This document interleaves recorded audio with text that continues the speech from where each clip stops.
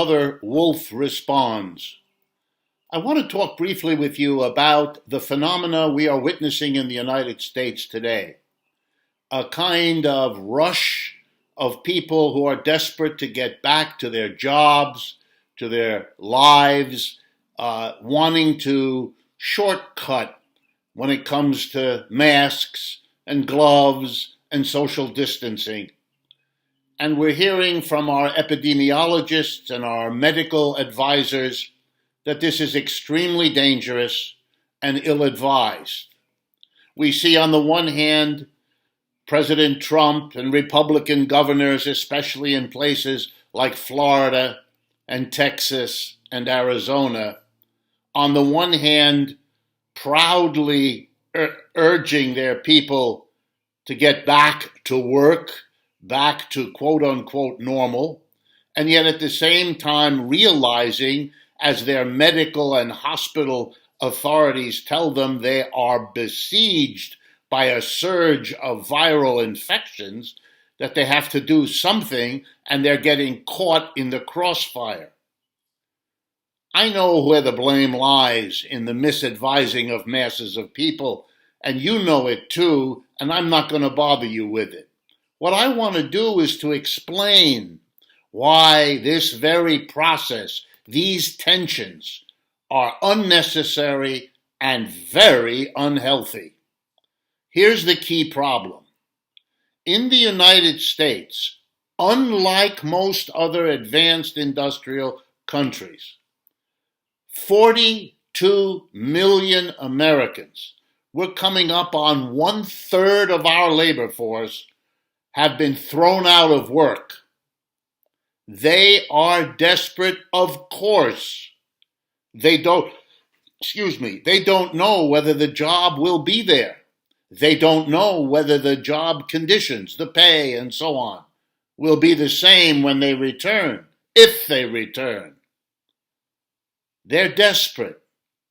The unemployment doesn't cover many expenses, especially the medical expenses, because many people's insurance is associated with their jobs and lapses when they're unemployed. And I'm not even going to talk about those who aren't documented citizens and can't avail themselves of any help at all. Millions of them have been unemployed too. No, I want to talk to you about how it is that we permitted corporations seeking to secure their profits firing millions of people. They didn't do that in Germany. They didn't do it in France. They didn't even do it in England, which is otherwise such a copy of the US. What's going on? Well, the explanation I've delivered in other of these Wolff responds.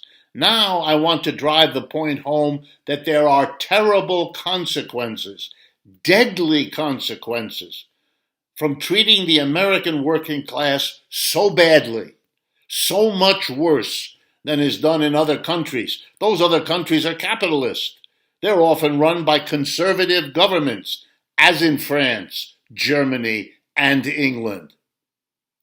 But why are they not throwing people under the bus? Well, we've talked about it. They don't dare. Their people, those unemployed people, have a strong union movement in those countries. Strong socialist, communist, and other parties. They'd be in the streets tomorrow, and those governments couldn't move. They don't dare fire millions the way they do here, because we don't have a strong movement, labor movement, and we don't have strong socialist and communist parties. But again, my focus is here on the effects. If you subject people to unemployment, all of the losses that go with it, all of the tensions that build in it, all of the anxieties about whether and what kind of job you'll ever get again, you are, of course, going to be driving huge numbers of these unemployed people to become more desperate by the day. Of course, they want to go to the beach. They want to go back to work. They want to go get some income. They want to have some semblance of a real normal life. And so they go, and they go too soon, and they follow demagogic leaders who tell them it's patriotic to risk your life by going without a mask or gloves or without social distancing. But to blame the people that are doing it misunderstands.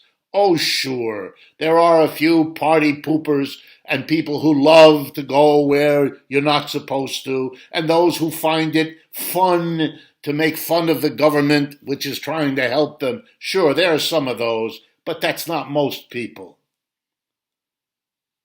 What we have are people that are becoming desperate, and they express it in a variety of ways. But one of them is to go to work too soon, to become quote unquote normal again before it's safe to do so. But let's not blame most of them. They wouldn't do that if, as for example in Germany, they had never lost their job, that the government help to the corporations was conditional on nobody being fired, the jobs being guaranteed. Of course, they wouldn't carry out the antics that we see in the United States, goosed on by corrupt politicians seeking some temporary vote advantage.